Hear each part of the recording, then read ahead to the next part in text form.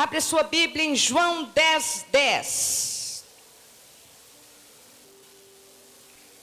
Tem muita coisa para correr hoje, viu?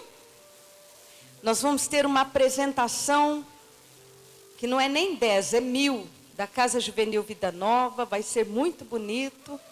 Muita coisa para correr ainda hoje. Amém.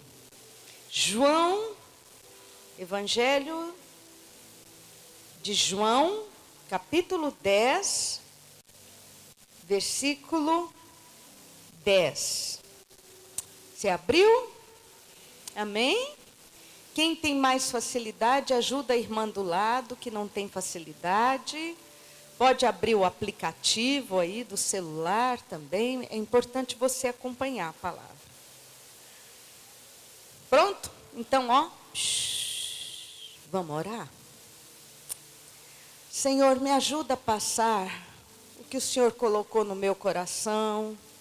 Mais à frente, ajuda a Bispa Cássia, Senhor.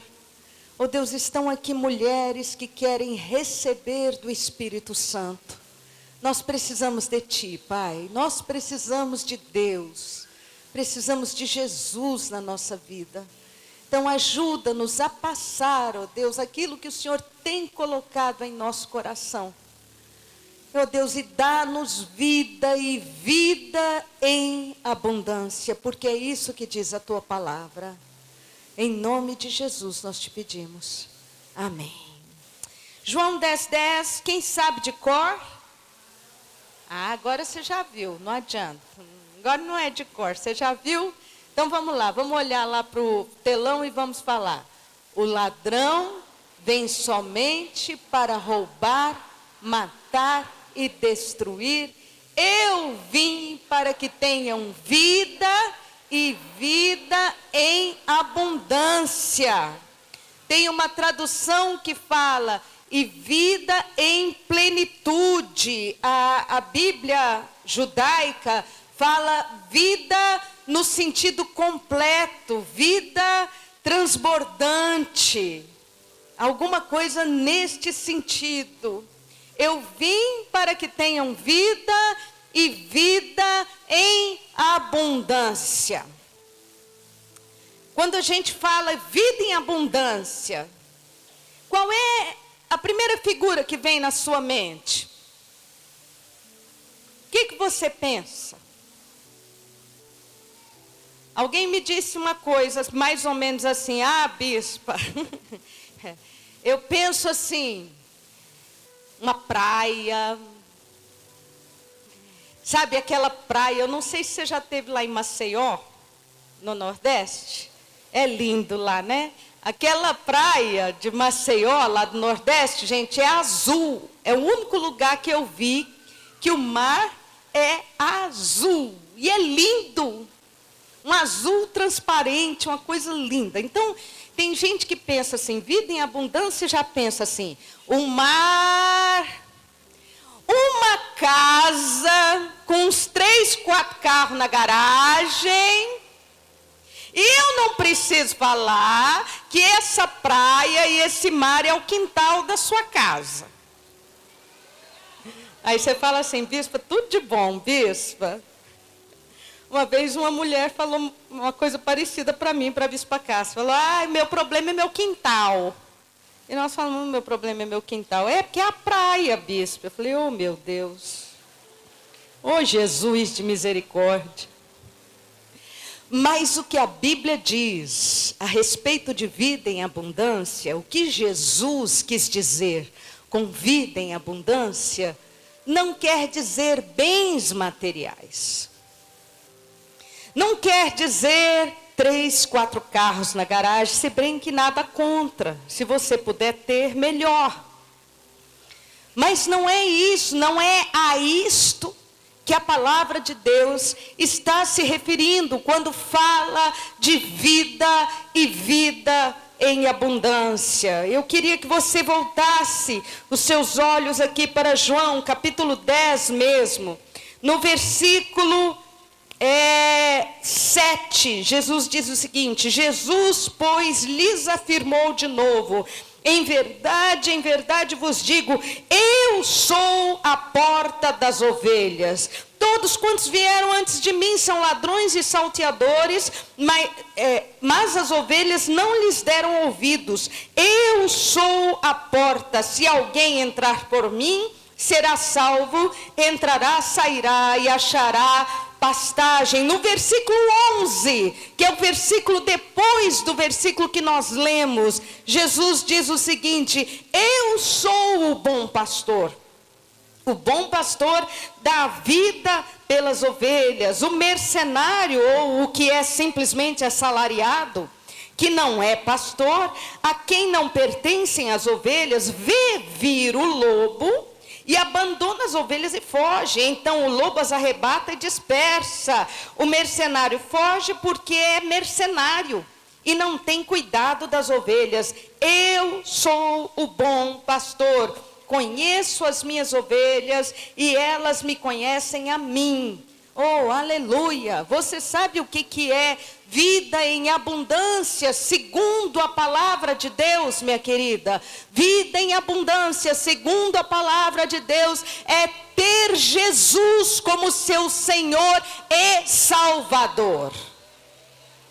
Eu vou mudar a ordem. É ter Jesus como seu Salvador e Senhor. Eu vou pôr nesta ordem. Quantas aqui têm absoluta certeza? Jesus Cristo é o meu Salvador. Aquele sangue que Ele derramou lá na cruz do Calvário, cada gota daquele sangue é pela minha vida, e eu agradeço cada gota de sangue que o Senhor derramou lá na cruz do Calvário. Você tem essa consciência? Tem? Você pode levantar a sua mão e falar: obrigada, Jesus. Isso é pessoal? Isso é intransferível? Isso se dá particularmente e é testemunhado publicamente? Porque a Bíblia fala de não nos envergonharmos do nosso Senhor, do nosso Salvador. Então se dá particularmente e é testemunhado publicamente.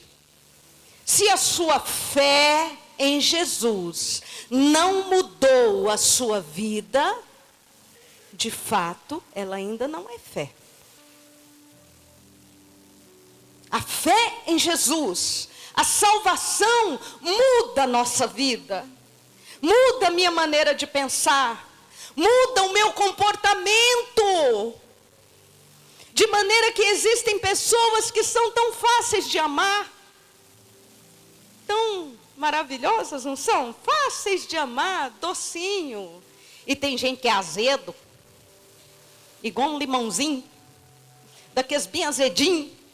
Tem uns que ainda puxam para o lado amargo. Mas, se você tem o Senhor Jesus Cristo como seu Salvador, Ele transforma a sua vida. Se é limão, vai virar limonada, em nome de Jesus. Se é doce, vai ficar temperada, em nome de Jesus. Amém? Minha filha, eu não sei se ela está presente, vocês não contam para ela que eu contei. Minha filha, quando era pequenininha, a Débora é muito racional. Muito. E ela, quando era pequena, e a gente falando de Jesus para ela, um dia, ela perguntou para mim: mãe, como é que é esse negócio de Jesus morar no coração da gente? Como é que Ele entra no meu coração? Eu tenho que abrir a boca, mãe, para Ele entrar no meu coração, mãe? Eu nunca esqueci essa pergunta. E foi difícil para mim achar uma resposta para ela. Foi muito difícil para mim achar uma resposta para ela. Porque a gente fala o seguinte: Jesus está no meu coração. Quem aqui pode pôr a mão no peito e falar assim: Jesus está no meu coração.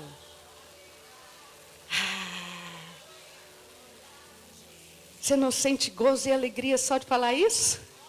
Jesus está no meu coração.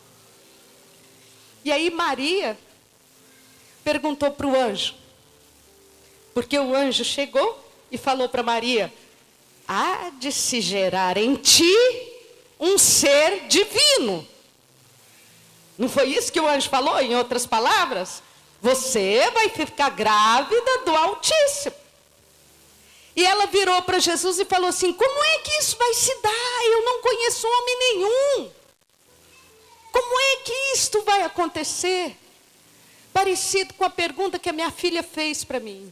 Mãe, como é que é isso? A gente abre a boca e Jesus entra.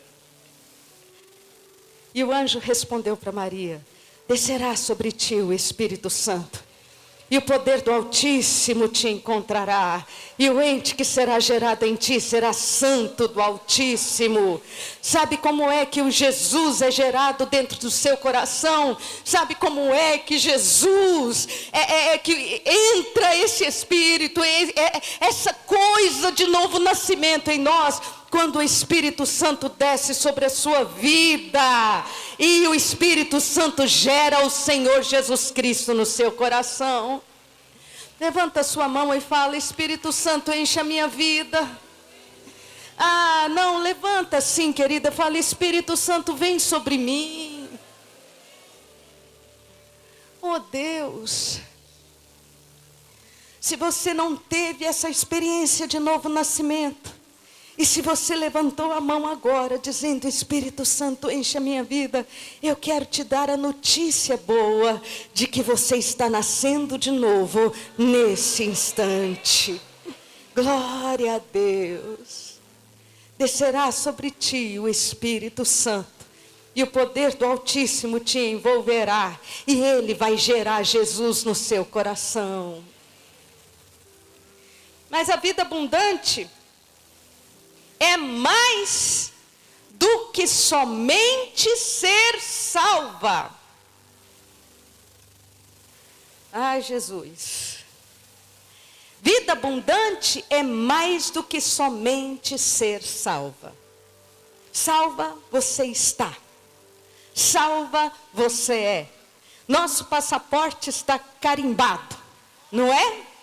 Nosso rei é o Senhor Jesus Cristo, mas vida abundante é mais do que isso. Vida abundante é você entender que Ele agora é o meu Senhor. Além de ser o meu Salvador, Ele agora é o meu Senhor. Abre a sua Bíblia em 2 Coríntios capítulo 5, versículo 15. Se você tem uma caneta, marque esse versículo na sua Bíblia. 2 Coríntios, capítulo 5, versículo 15. Minha norinha.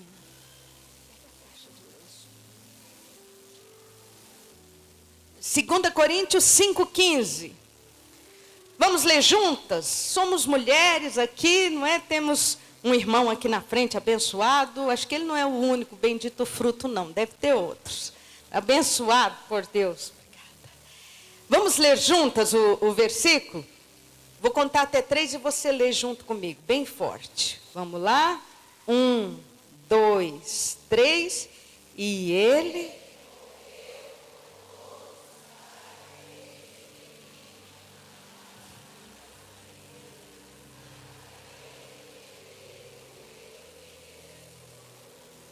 Meu Deus, que... Vamos ler junto? Para todo mundo entender? Vamos lá. E ele morreu por todos, para que aqueles que vivem já não vivam mais para si mesmos, mas para aquele que por eles morreu e ressuscitou. Oh, glória a Deus! Isso é vida abundante, querida. Isso é vida abundante, é quando você descobre que você não vive mais para você mesma. Você não está vivendo ou morrendo para você mesma. Você está vivendo para o Senhor Jesus Cristo. Ele é o seu Senhor. Além de ser o meu Salvador, Ele é agora o meu Senhor. Por favor, põe a mão no seu peito assim, olha e fala: eu não vivo para mim mesma mais. Eu vivo para Jesus. De maneira que, se você diz para mim o seguinte, me perdoem a franqueza, mas eu vou ser franca com você. Se você está dizendo aí para você mesma, estou vivendo uma porcaria de um casamento. Se você está dizendo isso, muda o seu foco em nome de Jesus. Você não está vivendo para você, você está vivendo para o Senhor Jesus Cristo. O dia que Ele quiser mudar o seu casamento, Ele vai mudar.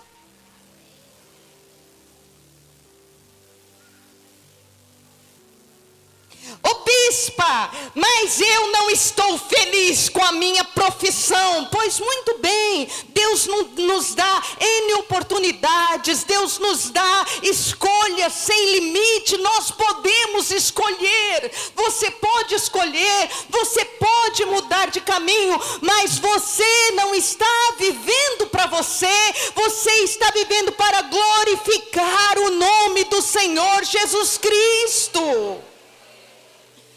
Então, sabe aquele negócio da depressão? De não ter mais vontade de viver, de não ter mais propósito, de se sentir sem propósito. Se você consegue visualizar, eu estou vivendo para Jesus, Ele é a minha vida, o Espírito Santo começa a mudar isso dentro de você. Bispa, mas meu filho está doente, bispa. Bispa, mas eu estou enfrentando uma situação tão difícil na minha casa, uma situação financeira tão difícil. Ainda bem que eu disse que vida abundante não é ter bens financeiros, bens materiais. O apóstolo Paulo escreveu lá numa prisão. Ele estava chicoteado, ele estava acorrentado, ele estava aprisionado, e ele escreveu um versículo que todo mundo fala de cor: posso todas as coisas naquele que me fortalece. Jesus é o seu Senhor, minha querida. Glorifique a Deus na sua vida, e você vai ter vida em abundância. Nós precisamos entender uma coisa. A partir do momento em que o Adão, não é?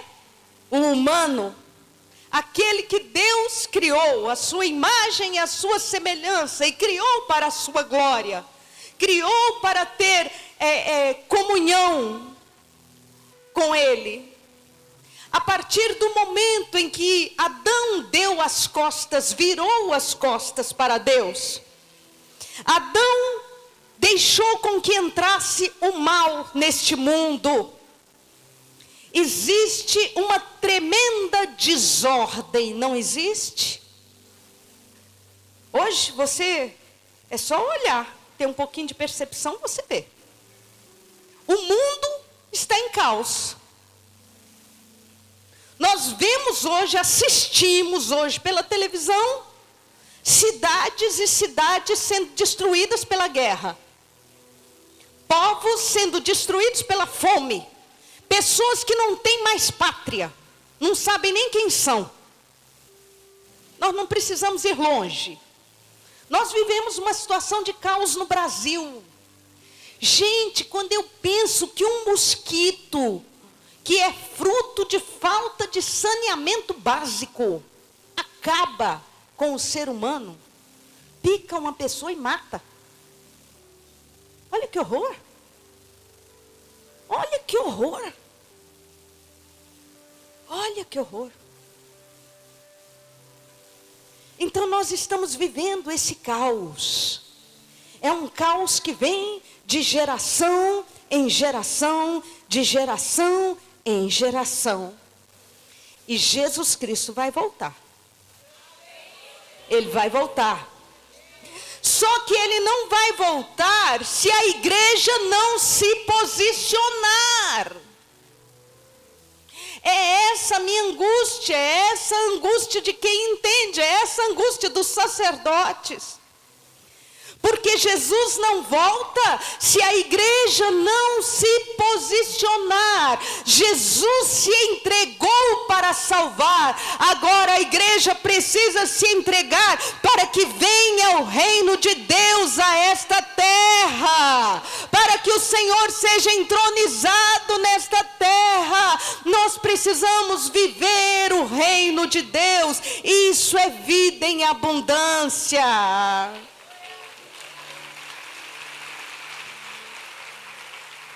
Minha querida dona de casa,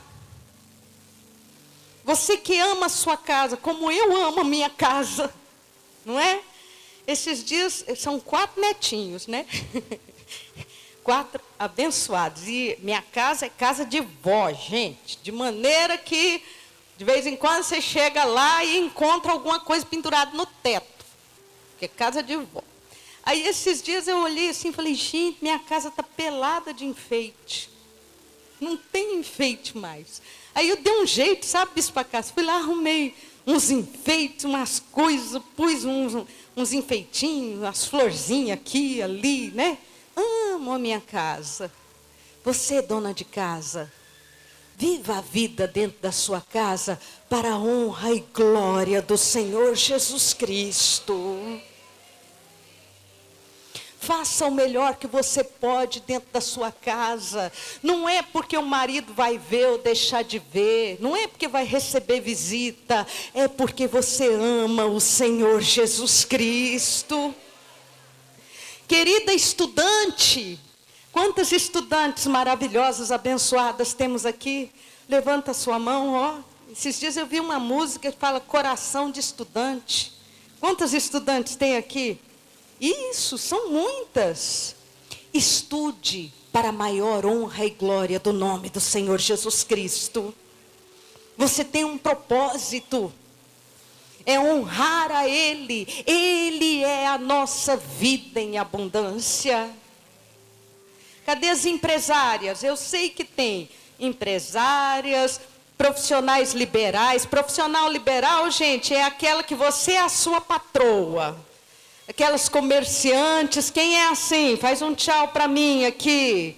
Viva a sua vida para a maior honra e glória do Senhor Jesus Cristo. Cadê as vovós que estão aí mais para bi do que vó? Vai lá, as vovós acima aí dos, né, de alguma coisa. Levanta as mãos, eu vou levantar a minha também. Oh, minha querida, nós somos só um pouquinho mais experientes. Vamos viver a vida para a maior honra e glória do Senhor Jesus Cristo. Isso é vida abundante. Você sabe por que existe tanta infelicidade? Porque as pessoas jogam a responsabilidade da sua felicidade em cima dos outros. É em cima do pai, em cima da mãe. Ah, bispo, é porque eu não tive pai. É em cima do esposo, coitado, viu, gente? Gente, tem marido que sofre. Ele pode pintar de ouro e andar de ponta cabeça, que a mulher vai achar defeito nele. Tem marido que sofre. Aí você me diz assim, bispo, você não vive com aquela cruz. Nem quero, minha filha. Pode ficar com a sua cruz. Olha aqui para mim. Seu marido não é nunca foi e nunca será responsável pela sua felicidade. Se você é infeliz com ele, provavelmente seria infeliz sem ele também. Ele não é, nunca foi e nunca será. A sua felicidade tem o tamanho do Senhor Jesus Cristo. Se você tem Jesus, você tem vida em abundância. Eu vou terminar contando uma história. Eu já contei essa história, não sei se você já ouviu. Mas eu vou contar essa história novamente. E depois que eu contei a história, porque eu li a história, né? Não é minha, eu li a história. E depois eu assisti um filme que tem... porque é uma história, dizem que verídica. E no filme puseram um enfoque um pouco diferente. Mas é uma história verídica. Diz que logo em seguida, a Segunda Grande Guerra Mundial, existia um senhor, viúvo, e ele tinha um único filho. E ele era um colecionador, especialmente de quadros.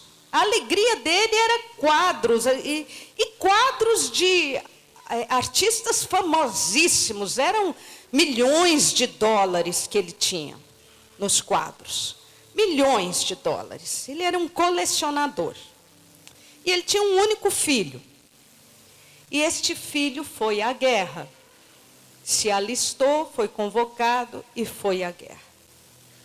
Esse rapaz era um rapaz novo, de 20 e poucos anos, com um sentimento nobre. O pelotão em que ele servia estava acuado pelo inimigo, não é? E eles iam morrer. Todos eles.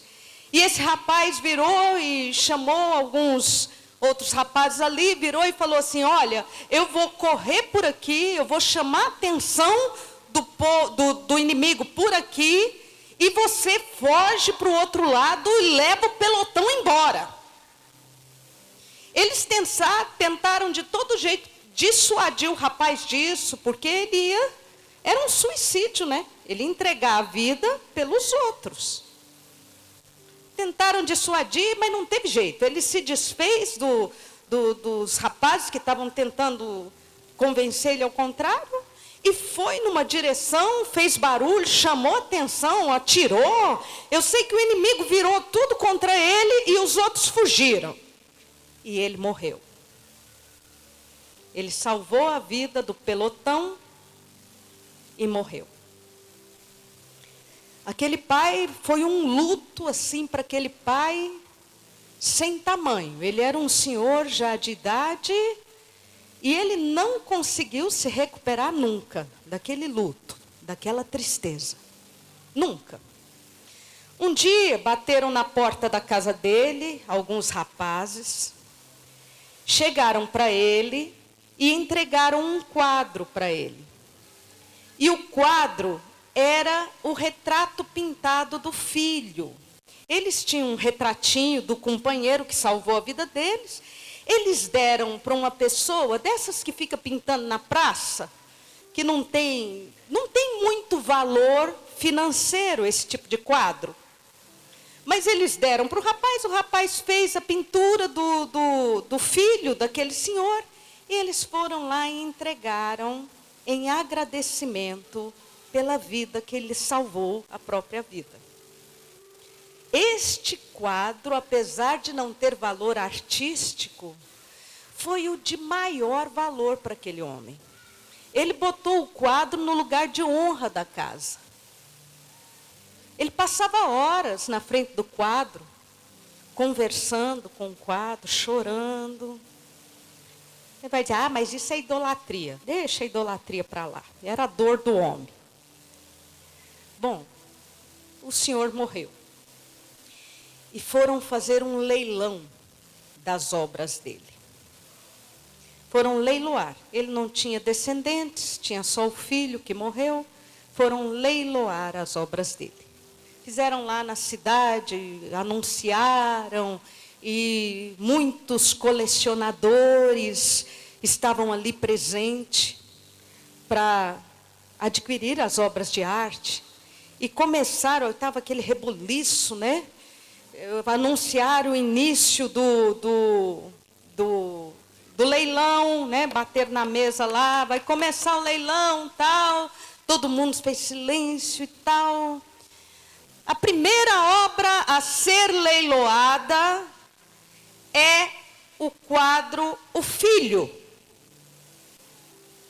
Eles ficaram do jeito que vocês estão. Ninguém teve interesse, porque não tinha valor financeiro. Aí alguém virou e falou assim, não, vamos leiloar primeiro as outras obras que têm valor. Aí o senhor falou assim, não, faz parte do testamento do senhor fulano de tal, que a primeira obra a ser leiloada é o filho. E está aqui. Como não tinha valor financeiro, começaram com $1.000. Quem dá $1.000 por esta obra, o filho? Ninguém levantou a mão. Então, nos leilões, ninguém levantou a mão, vai baixando, né?